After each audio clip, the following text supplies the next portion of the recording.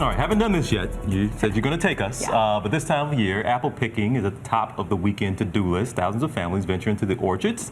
It's good to know that today starts National Cider Week. It's one of my favorites, and it's one of the many benefits of apples, and there's plenty more that you might not know about apples. ABC's Bethany Owing has more. Apples. There's more to them than meets the eye. With more than 70 million tons produced worldwide, it's one of the most valuable fruits here in the U.S. And they don't just keep the doctor away, they keep that waistline down. A new study published by Science Direct says apples promote a friendly gut bacteria, which stabilizes the metabolism and makes you feel full. They stimulate the right microflora in your system that actually help you to stay thin. Apple connoisseur and author of Apples of Uncommon Character, Rowan Jacobson, says apples are coming back in a big way. It's kind of a second golden age of the apple. People are paying a lot more attention to where their food's coming from, and they're looking for an interesting character in their food. Jacobson has profiled some 123 apple heirlooms. We're seeing apples that are better than we've seen in decades. Introducing new Johnny Appleseed Hard Apple Cider. Apples were the favorite tickle in America for about 200 years. In the 1700s, your best bet for getting drunk was apples. And we're kind of rediscovering that purpose of apples. Speaking of rediscovering, we're at the Dykeman Farmhouse in New York City, where we're going to learn how to make apple cider. Come on, let's go. It's a little hard to walk. I don't recommend coming in heels. Hi. The 200-year-old farmhouse gave a glimpse into what life was like. It's hard to think about Manhattan and farming. Those two things don't seem to go together.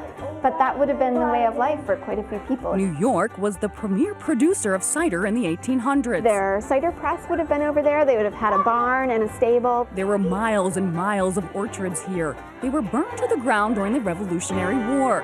Manhattan was occupied nearly the entire war by the British, staying in military huts like these. What we're doing here is we're crushing the apple. They were just in time for their annual apple pressing. I'm making apple cider. The result? That is some good apple juice. So I don't need an apple today. Every year fall rolls around and you have your apple traditions, and it's just a really nice touchstone. It's like the perfect little apple. It kind of helps give a rhythm to life. And a recent scientific study found that in addition to all those health benefits, apples are also an aphrodisiac.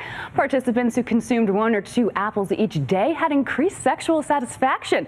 The researchers linked the antioxidants to increase blood flow. And well, you guys can put together the rest. Who knew? They say it keeps the doctor away, but there are a lot of benefits. And the cider we're looking at, is it only at a certain time of year people think, okay, it's apple cider time? Is it just during the holidays?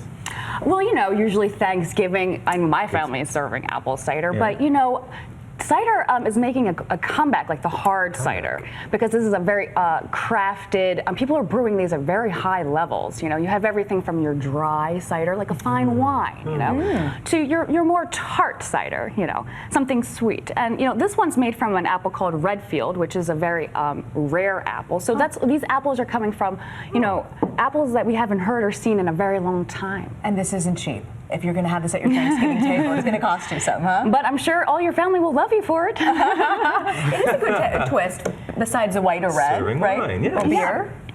And it's not your wine cooler of 2014. I mean, you know, so it's cute. Well, thank you for this. You're right. A lot we didn't know. When I first read the teas and said you're going to learn something about apples, I'd say, well, You were probably skeptical. not. I was skeptical. As always. I learned a lot about apples in this. Thank you so much. Coming up, we'll see what's hitting the theaters this weekend. Stay tuned.